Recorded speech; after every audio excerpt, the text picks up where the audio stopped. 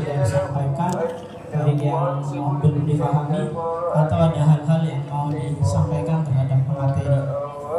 Dari kami mungkin cukup. Kami lanjutkan waktunya kepada materi.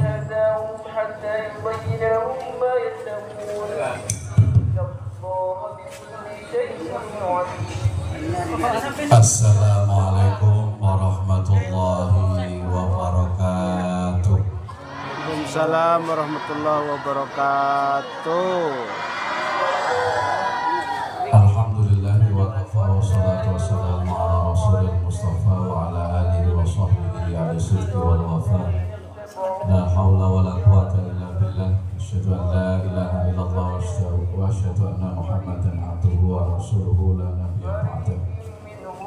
Allahumma salli ala sayyidina Muhammadin al-fatih lima ughliqa wal khatim lima sabaqa nasir al-haqqi bil haqqi wal hadi ila siratikal mustaqim wa ala alihi haqqa qadrihi wa ta'ala amma ba'du.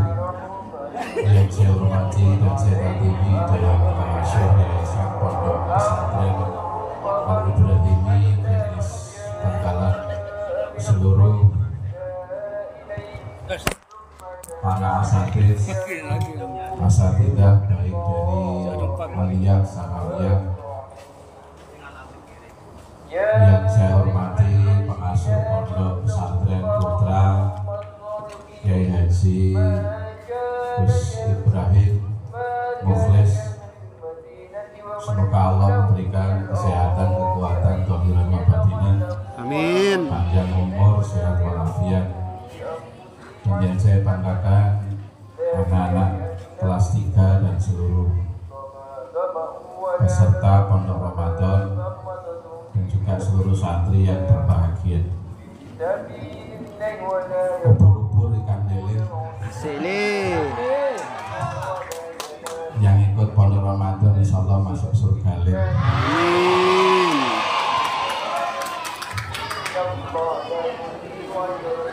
Asih. Ubur-ubur ikan lele lagi. Jangan ngantuk lah ya Lin. Saya mulai begini. Saya tadi serius bawa kitab ini namanya Mabahis fi Ulumul Quran karangan Syekh Ma'na'ul Qattan. Ini tentang Al-Quran. Karena bulan ini adalah bulan Ramadan, itu satu-satunya bulan yang disebutkan dalam Al-Quran dan langsung berhubungan dengan turunnya Al-Quran.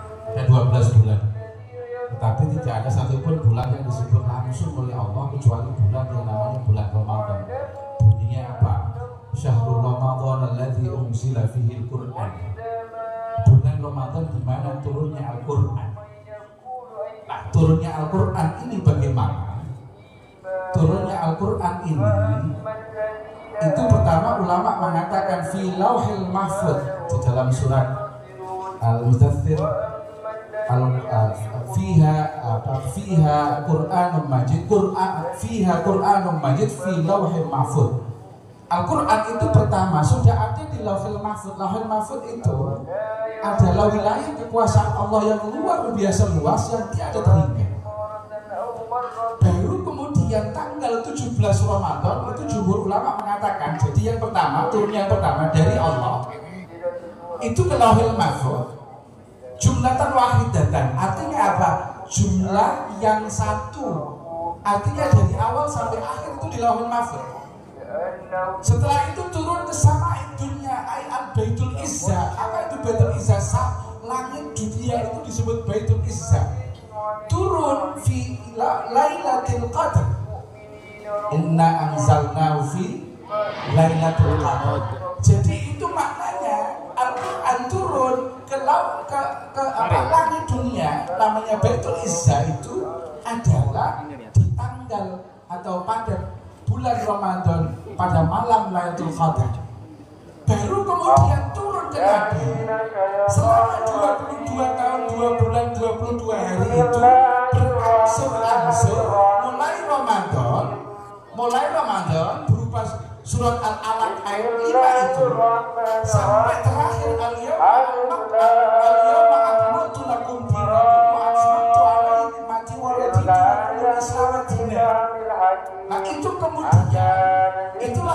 disebut dengan Al-Quran turun, proses turunnya begitu. Sekarang turunnya bagaimana? Dari langit dunia ke Kanjeng Nabi itu bagaimana? Pertanyaannya adalah Al-Quran itu turun tidak langsung, tetapi malah melalui malaikat yang namanya malaikat Jibril. Nah, ini caranya malaikat Jibril menyampaikan tidak langsung kayak orang dipanggil menuju rumah atau menuju kantor ada kayak sekolahnya. Tetapi yang pertama di sini disebutkan, pertama malaikat Jibril itu datang ke Nabi ketika Nabi sedang tidur di dalam mimpinya. Ayat-ayat yang asal di film mana? Mimpi yang benar di dalam tidurnya. Jadi ketika anak turun di gua Sur itu, Nabi sedang tidur. Malaikat Jibril datang ke tidur Nabi. Dalam tidur itulah kemudian malaikat Jibril mengajarkan Iqra bismi rabbikal ladzi. Itu cara malaikat Jibril menurunkan Al-Quran masuk ke dalam mimpinya Nabi. Ayat-ayat as-sadiqal fil manam. Yang kedua, cara malaikat Jibril menyampaikan wahyu kepada Nabi itu melalui gambaran seperti suaranya lonceng.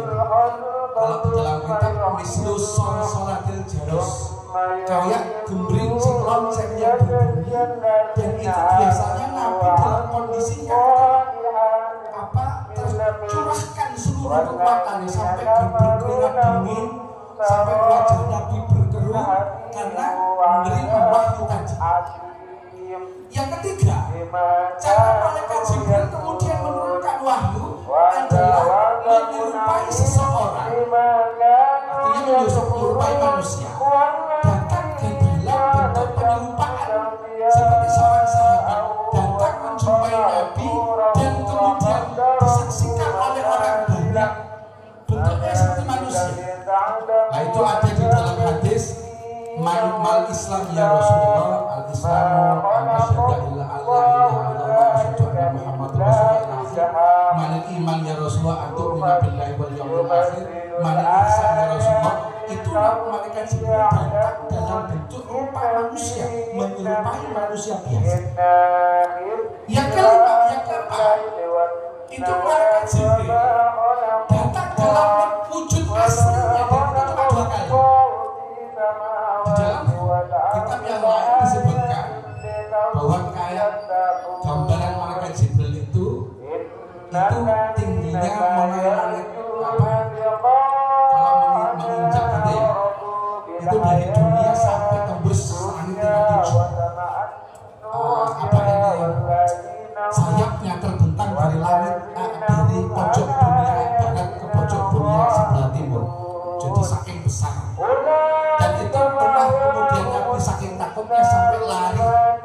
Habis itulah kemudian ketemu dengan yang namanya Siti Khadijah. Kemudian berkata, ya Zammiluni, Zammiluni, karena Nabi dalam kondisi ketakutan melihat wajah asli malaikat Jibril itu. Saking besar. Itu cara Al-Quran turun. Yang kelima, menurut beberapa ulama mengatakan Al-Quran itu turun langsung kemudian di dalam hati Nabi, seakan-akan Allah berbisik langsung pada Nabi. Ada yang mengatakan malaikat Jibril yang berbisik hati Nabi sehingga kemudian Nabi mengutarakan maknanya, mengutarakan lafaz dan maknanya sesuai dengan bisikan Nabi. Dan perlu diingat anak-anakku bahwa Al-Quran ini adalah kalamullah. Harus dipercayai bahwa Al-Quran itu lafaz wa makna, lafaz dan maknanya itu semua dari Allah, bukan dibilang lagi. Itu kalau Al-Quran. Ada lagi wahyu. Ada wahyu itu lafaznya dari Nabi, maknanya dari Allah. Ini tidak melalui malaikat Jibril. Ini yang disebut dengan hadisul qudsi. Bedanya apa hadis qudsi dengan Al-Quran? Karena Al-Quran itu lafzul wa makna min Allah, lafaz dan maknanya dari Allah. Kemudian kalau hadis qudsi itu maknanya dari Allah, lafaznya dari Nabi. Contohnya hadis qudsi. Kalau Allah Ta'ala, kalau Nabi sallallahu alaihi wasallam, ana inda dzanni 'abdi bi, aku tergantung persangkaan hambaku. Itu sebagai hadits qudsi mengatakan begitu. Bedanya lagi hadits qudsi tidak sah dipakai untuk sholat. Jadi ketika dengan sholat tarawih bahasa hadits qudsi itu kalamullah tidak boleh, karena itu bukan Al-Quran.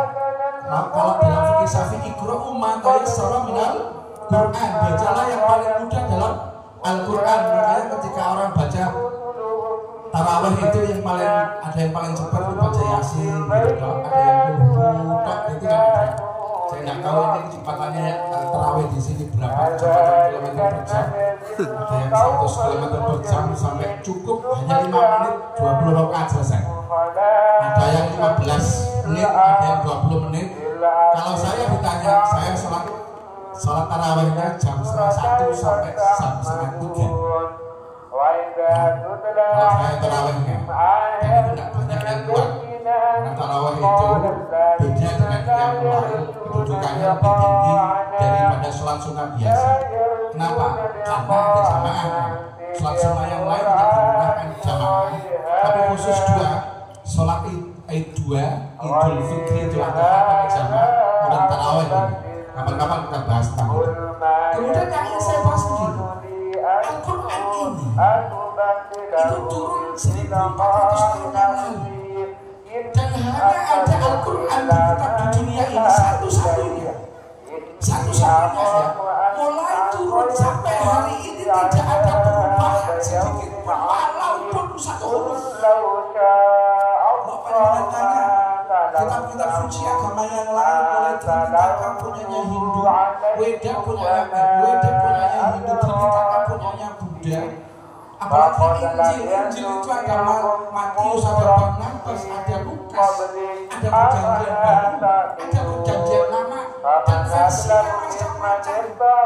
Di dunia ini ada 1400 versi Injil, tergantung bahasanya. Kalau mendengar ke Madura, ada orang Madura masuk Kristen, itu bahasa Injilnya bahasa Madura. Kalau mendengar ke Jawa, bahasa Injilnya bahasa Injil terus bahasa Jawa. Saya punya di rumah, kalau nggak percaya saya punya perjanjian lama, perjanjian baru, bahasa Indonesia. Dan setiap negara punya versi masing-masing, itu yang membedakan. Tetapi ketika Al-Quran dari dulu sampai sekarang tidak ada perubahan. Kenapa? Karena yang jadi langsung Allah Subhanahu wa Ta'ala. Di dalam Al-Quran disebutkan inna nahnu nazzalna dzikra wa inna lahu lahafizun. Sesungguhnya kami, karena di Al-Quran ada kata inna, nah begitu, itu maknanya ada peran serta Allah dan ada peran serta manusia. Ya? Kalau ada ini saja, wa'buduni gitu ya, atau ani gitu, itu Allah saja. Ya. Tapi kalau kemudian ada inna nahnu nazzalna dzikra wa inna lahu lahafizun, itu maknanya Allah menjamin bahwa Al-Quran ini yang menjaga adalah kami, artinya Allah, Rasulnya, para sahabat dan kaum muslimin sampai hari ini. Jadi pada suatu ketika ada pertemuan ahli-ahli agama di dunia di Washington DC. Itu semua orang satu aula penuh, banyak orang Kristen ditantang oleh namanya Syekh Mutawalli Sa'rawi. Di sini ada yang hafal Injil, nggak ada. Kalau satu Injil nggak ada, satu bagian saja, satu surat saja di Injil ada yang hafal, nggak ada yang hafal. Ditantang lagi, satu halaman di dalam Injil ada yang hafal, nggak ada. Kemudian dikatakan sudah 10 kalimat saja dalam Injil, ternyata juga tidak ada. Ini membuktikan bahwa ini versi agama-agama yang lain itu kitabnya berbeda-beda. Tapi panjenengan kemanapun di dunia ini akan menjumpai Al-Quran lughatan Arabiyyah, lughatul Arabiyyah. Dalam awal juga sama, diawali dengan Alhamdulillahirabbil alamin, diawali dengan Bismillahirrahmanirrahim, diakhiri surat An-Nas. Dan ini namanya pun menyesuaikan. Al-Quran dikenal dengan nama yang bermacam-macam. Kalau mengandung bacaannya disebut Quran dan Arabiyyah, artinya bacaan. Tetapi kalau merujuk kepada tulisannya disebut Alkitab, Dzalikal kitabul la raiba fihi, pakai nama Alkitab, lain Al-Quran. Tetapi kalau menuju kepada fungsinya untuk memperingatkan, untuk membimbing dan mengajarkan, Al-Dzikra inna anzalna al-Dzikra wa inna lahu lahafizun, nama Al-Quran yang lain. Tapi kalau kemudian Al-Quran dibaca, dimaknai dan kemudian mengandung apa yang disebut dengan pemahaman, apa yang disebut dengan akhlak, keimanan dari satu orang ke satu yang lain, karena setiap iman seseorang itu berbeda-beda, maka Al-Quran ini nanti disebut Al-Furqan. Kenapa Al-Furqan?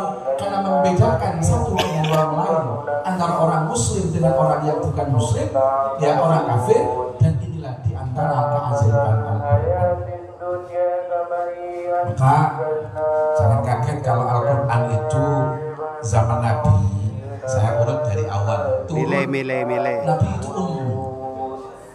Nah, Nabi itu tidak bisa menulis, maka ada kutabil wahyu, ada sekretaris dewan wahyu di situ.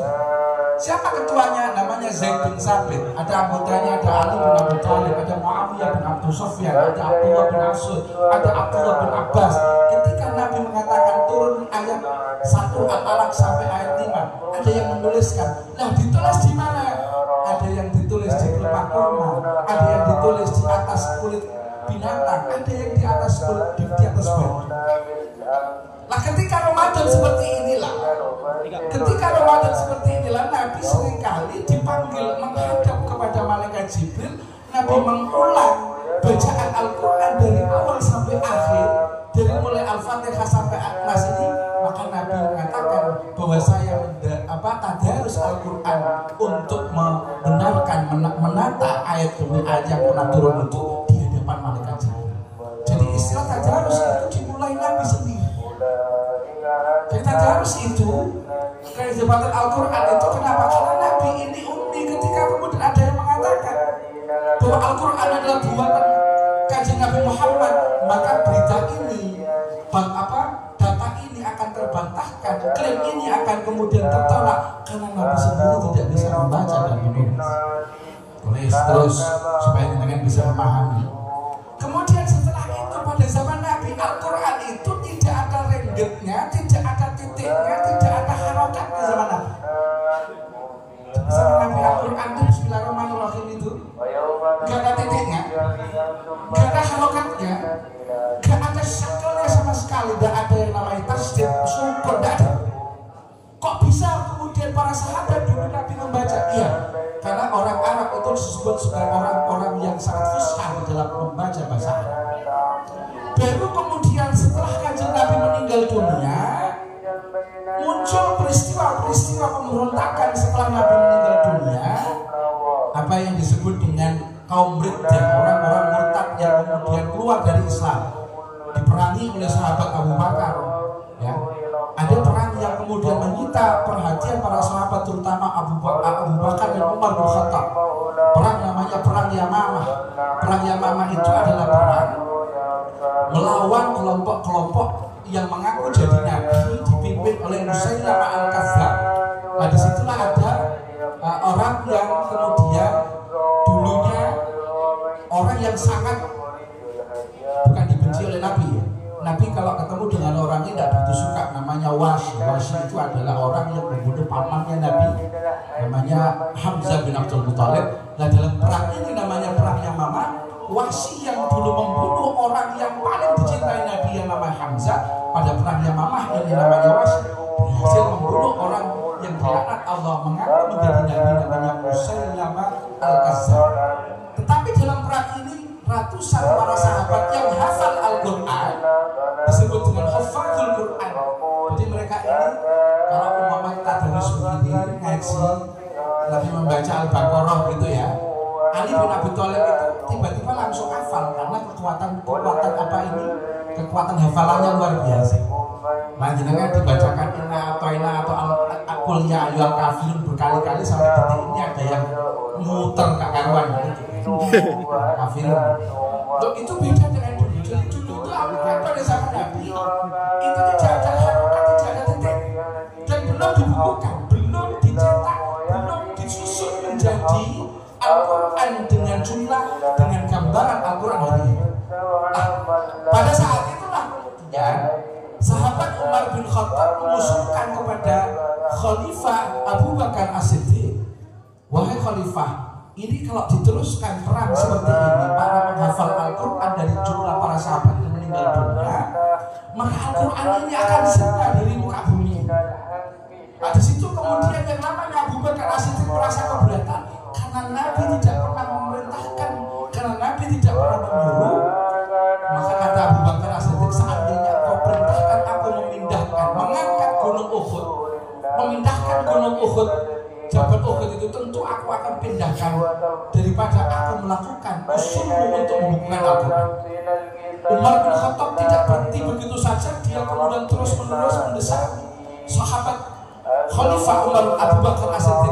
Kemudian setelah terjadi negosiasi yang berkali-kali, namanya Umar bin Khattab yang terus ngeyel, intinya akhirnya Abu Bakar As-Siddiq menerima Al-Quran dibukukan. Kemudian dipanggillah dulu yang menjadi panitia penulisan Al-Quran, dipimpin sahabat yang namanya Zaid bin Sabit. Ditulis di dalam jumlatan wahidatan dari awal sampai akhir. Kemudian yang lain, catatan-catatan sahabat-sahabat yang lain yang di atas pelepah kurma, di atas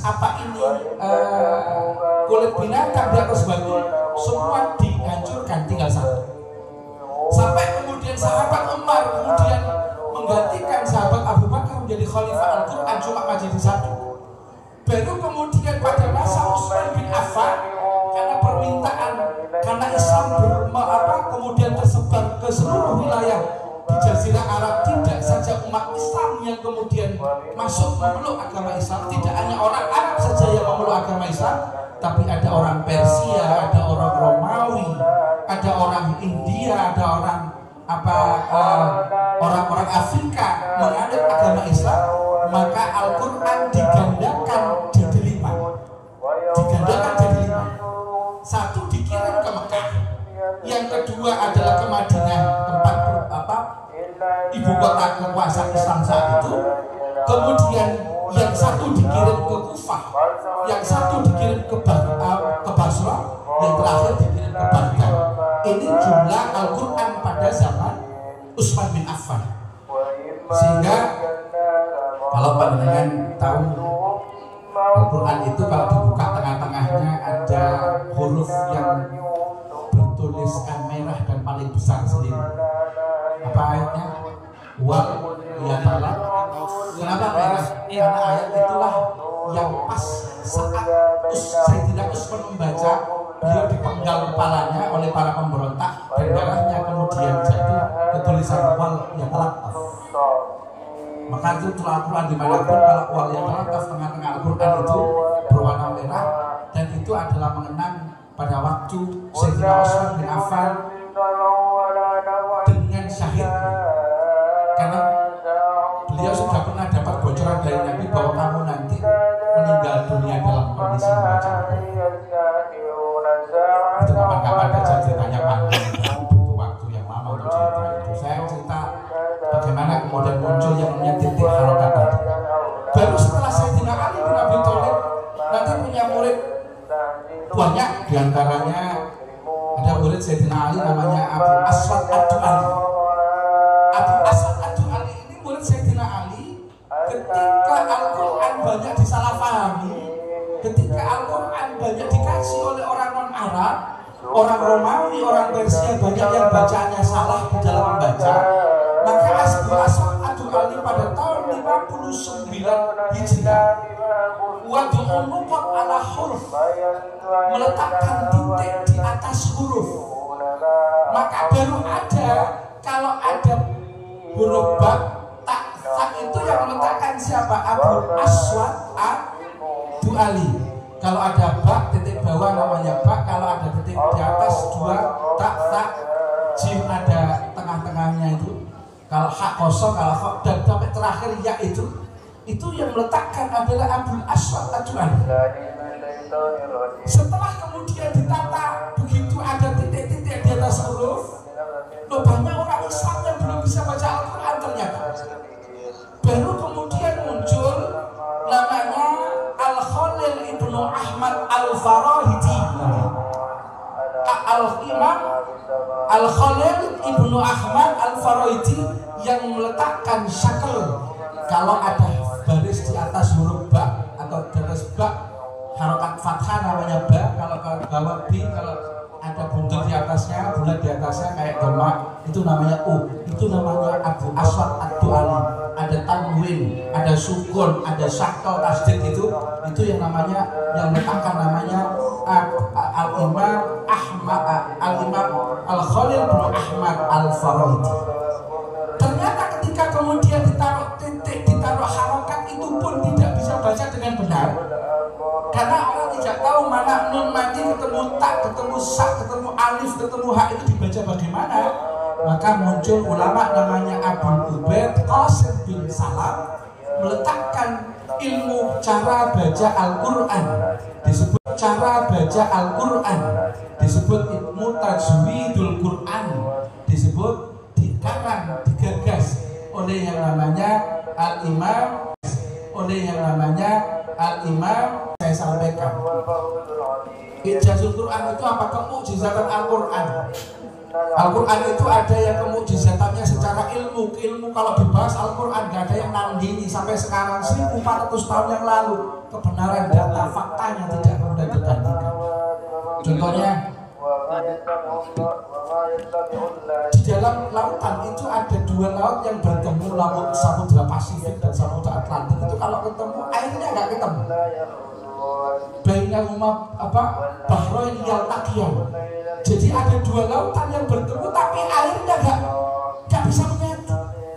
Bainahuma bahrain yaltaqiyan itu gambaran bagaimana lautan itu digambarkan di dalam Al-Quran. Padahal Nabi ya bukan ahli oceanologi, bukan insinyur, tapi kemudian tahu, faham itu dari siapa? Karena ini semua dari kalamullah, ini firman Allah, maka menunjukkan yang namanya kebenaran. Ada lagi, contohnya sederhana.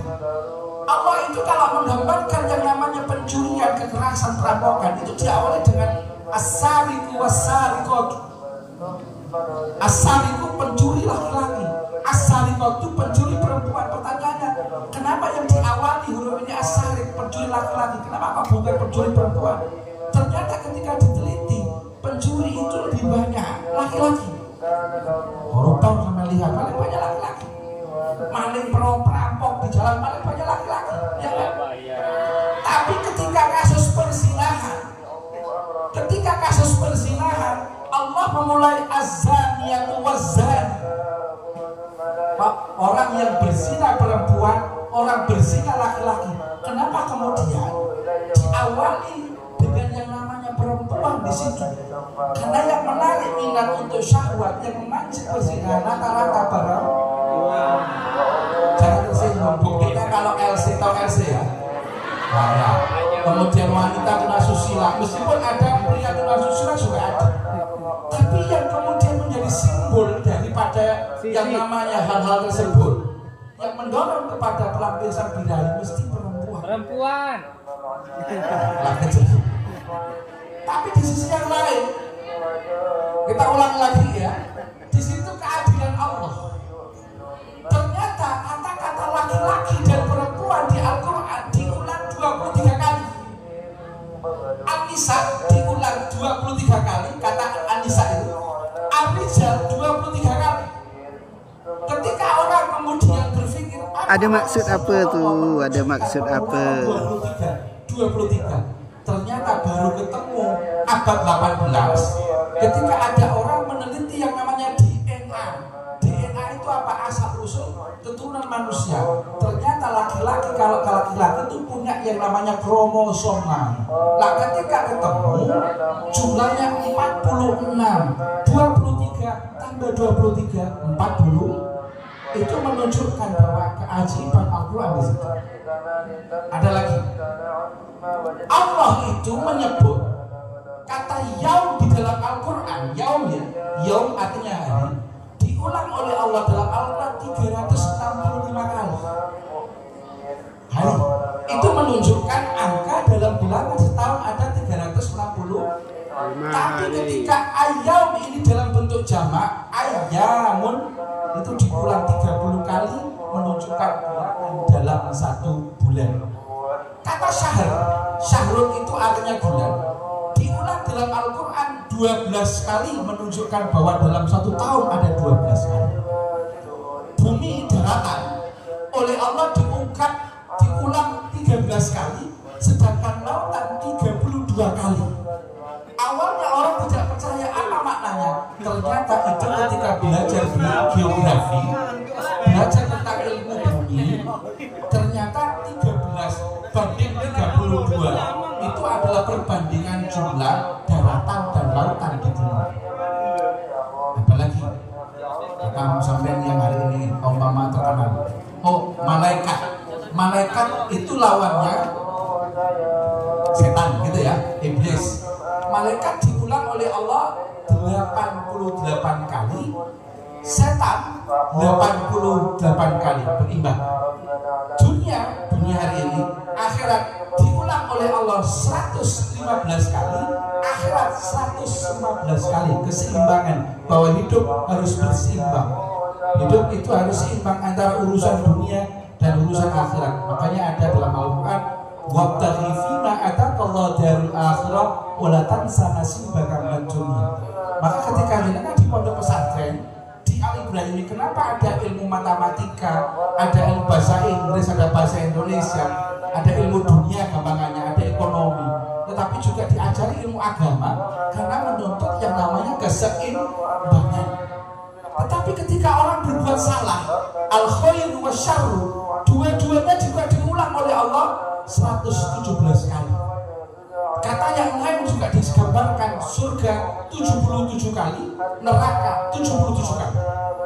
Ini dalam kitab, kalau jenengan mau, ada karangan Syekh Abdul Razak Novan, Ijazul Adadil Quran.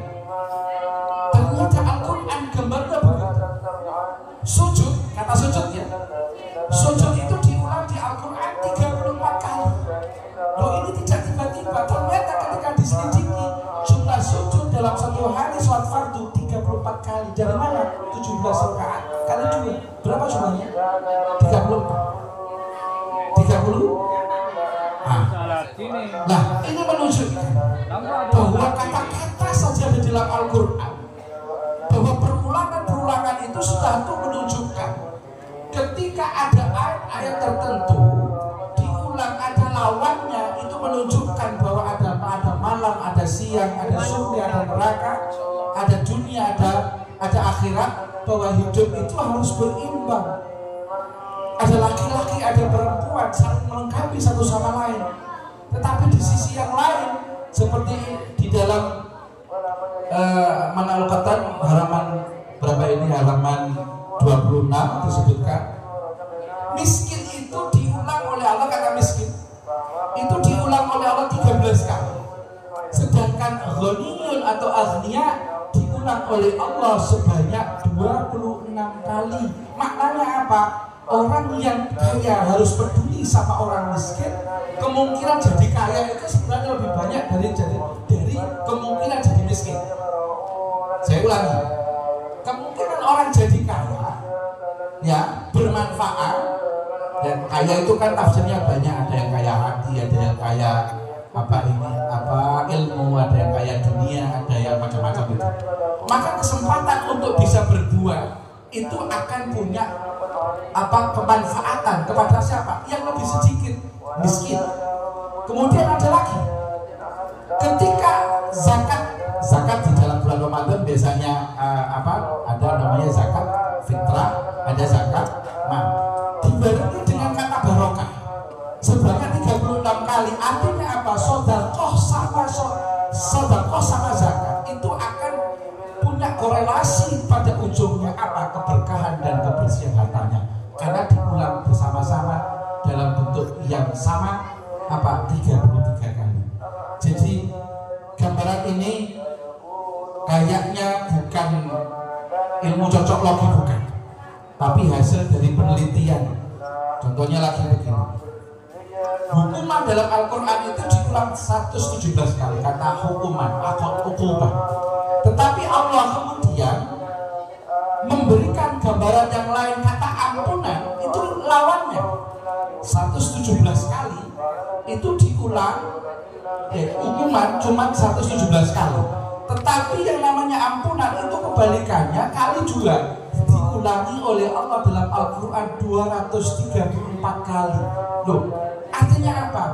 Orang bukan ketika bertingkah laku, berhubungan, meskipun nanti ada pemerintahan sekalipun, ketika ada pondok sekalipun, ketika ada sekolah sekalipun, maka yang dikedepankan bukan hukuman, yang dikedepankan adalah pengampunan. Coba bagaimana indahnya Al-Quran menggambarkan perulangan itu, ada lawannya. Kata al-harr itu diulang oleh Allah 4 kali, panas itu 4 kali, al-burdu, al-bardu itu 4 kali. Artinya gambaran apa? Ada 4 musim di dunia ini, ada 2 dan 4. Jadi anak-anakku, para santri yang saya banggakan, gambaran ijazul Quran itu dari konteks angka saja Masya Allah luar biasa.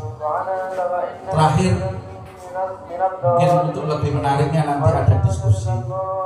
Saya kebetulan pernah baca bertepatan sekitar, saya lupa tahunnya, saya lupa harinya, tapi saya tahu masih ingat tahunnya 2001. Saya buka jurnal berbahasa Inggris, itu ditulis oleh seorang profesor berkebangsaan Amerika tapi keturunan Mesir, namanya Profesor Dr.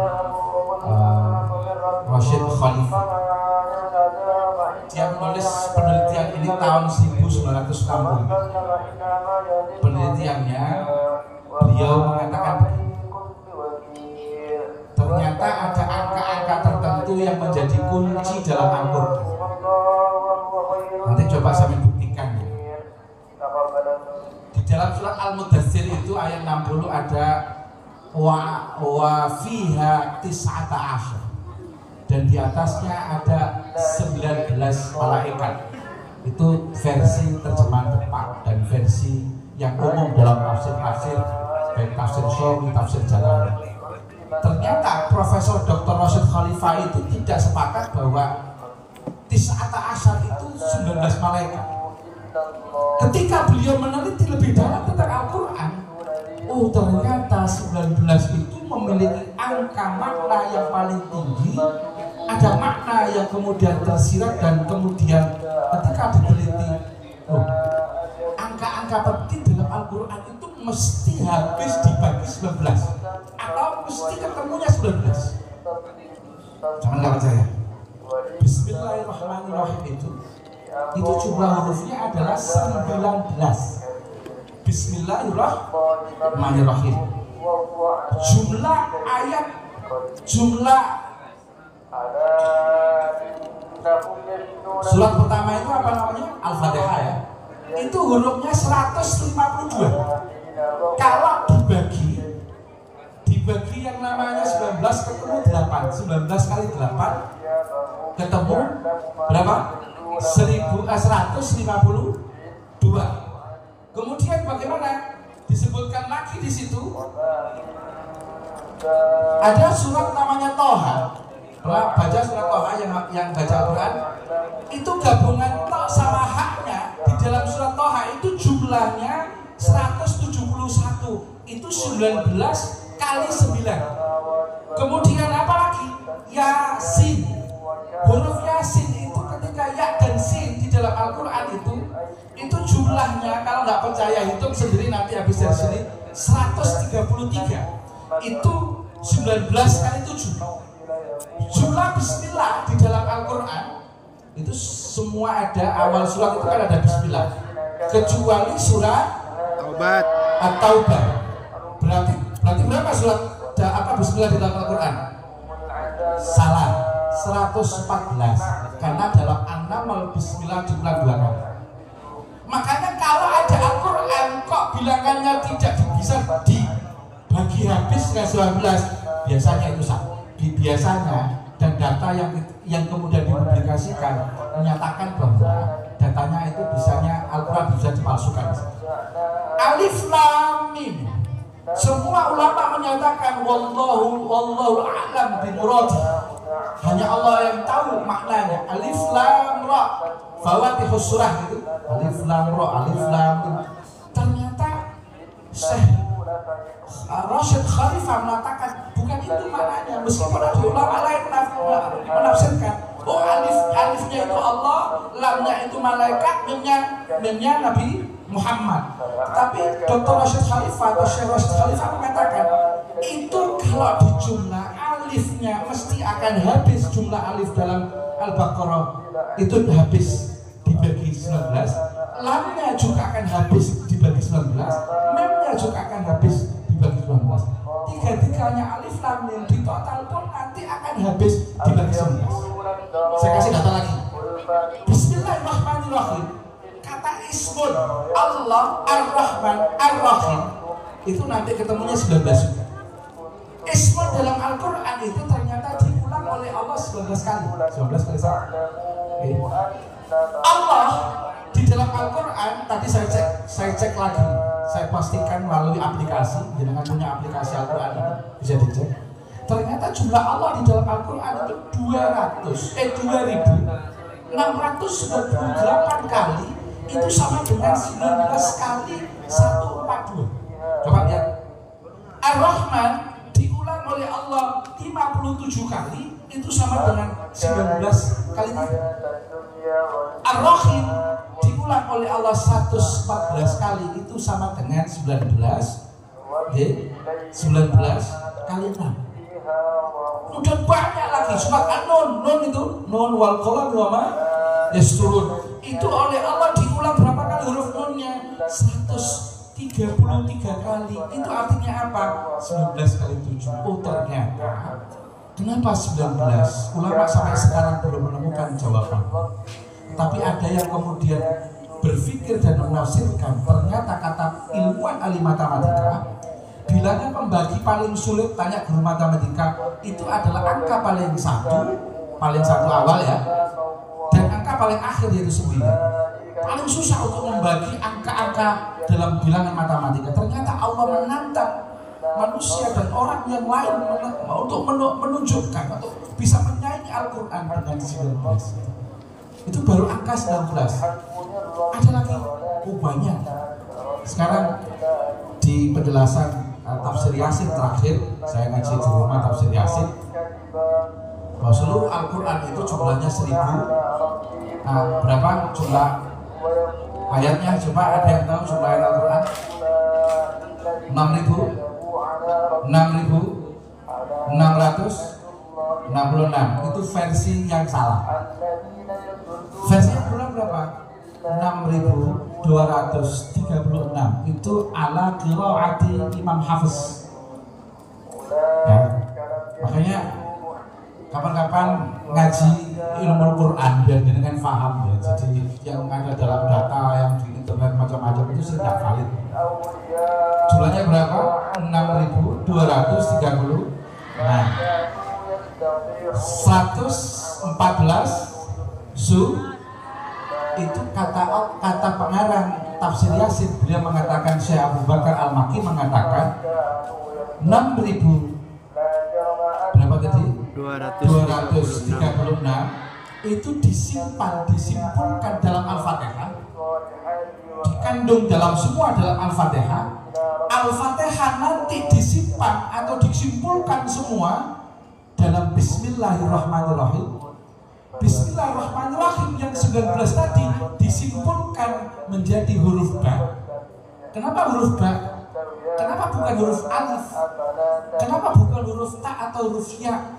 Di dalam kitab Kifayatul Akhir disebutkan itu kekuasaan Allah lah yang menentukan, bikana makana wabiyakunu mayakunu. Dengan kekuasaanku yang ada akan ada, dengan kekuatan dan kehebatanku yang akan ada. Itu kata penggarang kitab Kifayatul Akhir, bikana makana biyakunu mayakunu. Ismun sebenarnya kan kata yang di awal kata itu adalah ba. Huruf paling akhir itu sin. Kalau jenengan lihat An-Nas terakhir huruf sin, berawal huruf ba, berakhir huruf sin. Bismi awalnya adalah ba, huruf j. Harusnya ismun. Kenapa kok alifnya dibuang? Karena di situ ulama mengatakan alif ini kenapa meskipun huruf paling awal kenapa bukan disimpulkan dalam alif? Karena alif lambang kesombongan, karena alif lambang kemegahan dan keangkaran. Maka ba adalah simbol ketawaduan. Loh, ternyata tidak cukup hanya itu. Huruf ba disimpul dan disimpulkan, dirangkum di dalam yang namanya nuqtatan wahidatan, titik yang satu. Kenapa kok titik? Imam Al-Alamudi mengatakan apapun dunia ini, kalau dengan mau menggambar, kalau dengan mau menulis, itu berawal dari nuqtah wahidah, dari titik yang satu. Titik yang satu ini adalah gambaran bahwa semua itu berawal dari satu, yaitu Allahu Rabbi, Allah adalah Tuhan kita semua. Dan itulah gambaran di antara kemukjizatan Al-Quran. Dan sampai sekarang kalau dengan mau tahu berapa sih jumlahnya tafsir yang ada di dunia, tafsir di dunia ini jumlahnya puluhan ribu. Di perusahaan Al-Azhar saja saya pernah ke sana, teman-teman juga pernah ke sana. Ada satu aula penuh. Jenengan mungkin setahun cuma bisa baca, masuk di situ ya, cuma bisa baca apa ini nama kitab. Jadi sehari baca gitu sampai akhir gitu, mungkin satu begini saja. Cuma baca yang namanya judulnya saja, belum isi. Jadi kemujizatan, kalau kemujizatan Nabi yang lain umpama, mohon maaf, Nabi Musa punya tongkat bisa membelah lautan, Nabi Nuh bisa selamat dari yang namanya dimakan, yang namanya ikan yang ada dalam lautan itu. Nabi Lut, Nabi Yunus, dan nabi-nabi yang lain punya mujizat. Itu cuma kemujizatan yang terjadi sekali, tidak bisa terulang berulang kali. Tapi kemujizatan yang namanya Al-Quran ini terulang berulang kali. Dan hari ini kenapa di Eropa, di Amerika banyak sekali orang menjadi mu'alaf karena percaya Al-Quran ini bukan bikinan manusia. Dengan punya YouTube nanti punya yang namanya apa, TikTok, itu ada seorang mu'alaf namanya Lily Jo. Kerjanya tanya sama ChatGPT. ChatGPT itu adalah alat artificial intelligence yang ditanya jujur, selalu mengatakan agama yang paling benar, kitab yang paling sempurna, jawabannya adalah Al-Quran. Akhirnya banyak orang masuk surga. Kenapa? Karena kebenaran ajaran yang ada di dalam Al-Quran. Coba lagi, jangan pernah melihat lampiran Al-Quran ya dari satu lembar ke lembar yang lain. Coba lihat, kalau pojok kanan itu Allah, biasanya pojok kiri itu juga Allah. Di tengah biasanya Musa, di tengah lagi juga Musa. Di pojok min, di pojok kiri, di pojok kanan min gitu, atau V, di pojok kiri mesti V. Gambaran Al-Quran mesti cocok simetris antara awal dan akhir, tengah dan pinggir. Makanya seorang ahli namanya Peter Bird dari Perancis mengatakan, tidak mungkin ini adalah karangan manusia, tidak mungkin ini ciptaan manusia biasa. Dari sisi penulisannya saja sampai sebegitunya.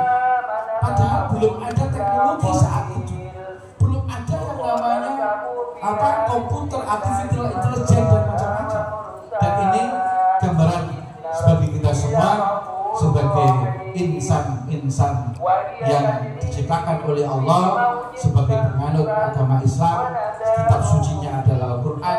Momentum Ramadan ini kita jadikan sebagai bulan Al-Quran, supaya panjenengan ajunan semua lebih percaya pada Al-Quran. Maka saya ketengahkan cerita-cerita di balik kemujizatan Al-Quran.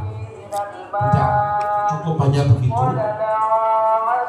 Terakhir yang namanya ada Al-Quran terbitan Cina, dari Cina, itu pernah dibuat dengan tulisan paling indah, terbuat dari tinta kayak emas begitu, dicetak jutaan kopi. Ternyata kurang cuma satu titik saja. Harusnya ghairul Islam, ghairul tidak ada. Gini itu jadi aib. Loh, ternyata itu bisa dideteksi.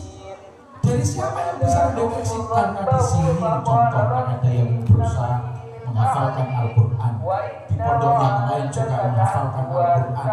Di Indonesia ini menurut data Kemenang itu ada 4,8 juta orang yang hafal Al-Quran. Itu yang terdata, belum lagi yang belum terdata.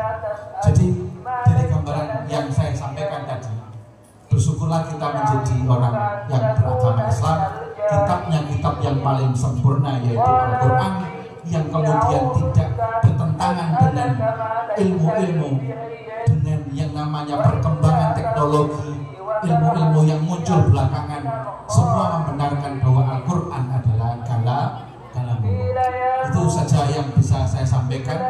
Mungkin nanti supaya lebih menarik, silakan ada pertanyaan, ada diskusi, dan saya akhiri ihdinas siratal mustaqim. Wallahul muwaffiq ila aqwamit thoriq. Assalamualaikum warahmatullahi wabarakatuh. Waalaikumsalam warahmatullahi wabarakatuh.